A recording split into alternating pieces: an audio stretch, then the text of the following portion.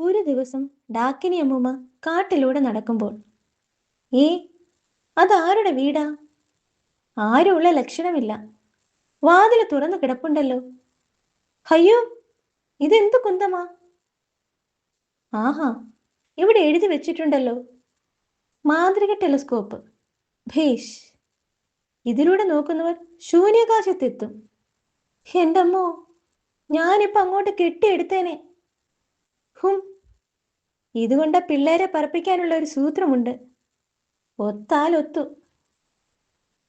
കാട്ടിൽ മറ്റൊരിടത്ത്, രാജു, ഇന്ന് കുറേയധികം പഴങ്ങൾ പറിക്കണം. ഹി ഹി ഹി, പണി തുടങ്ങാം. ഹഹ, മായാവിയെ പിടിച്ചേ, മായാവിയെ പിടിച്ചേ. ഏ, നോക്കിരാതെ, ഇവനെ ഞാൻ കാടിനുള്ളിലെ വീട്ടിലടയ്ക്കാനിരിക്കുകയാ. ഹ ഹ ഹ. വാ രാജു, നമുക്ക് അങ്ങോട്ട് പോകാം. അതെ, നമുക്ക് മായാവിയെ രക്ഷിക്കണം. വൈകാതെ. രാജു, ഇതായിരിക്കും ഡാക്കിന് പറഞ്ഞ സ്ഥലം.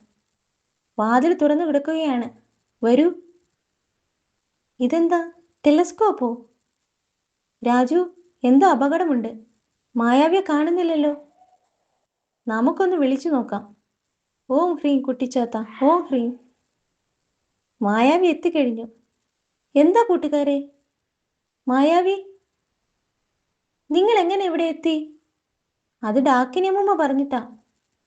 കുട്ടികൾ കാര്യം പറഞ്ഞതും, അയ്യോ, ഇതിലൂടെ നോക്കാഞ്ഞത് നന്നായി. എങ്കിൽ കുഴപ്പമായേനെ. എന്താ മായാവി കുഴപ്പം? അയ്യോ, ഇവനാണ് ആകാശക്കുഴൽ. ഇതിലൂടെ നോക്കുന്നവരെ ഇവൻ ശൂന്യാകാശത്തെത്തിക്കും. അയ്യോ, ഇനി എന്തു ചെയ്യും? വഴിയുണ്ട്. ഞാൻ ഇവനെ മന്ത്രം ചൊല്ലി നീട്ടാം. ഓം ഹ്രീം ലോങ് ലോങ്.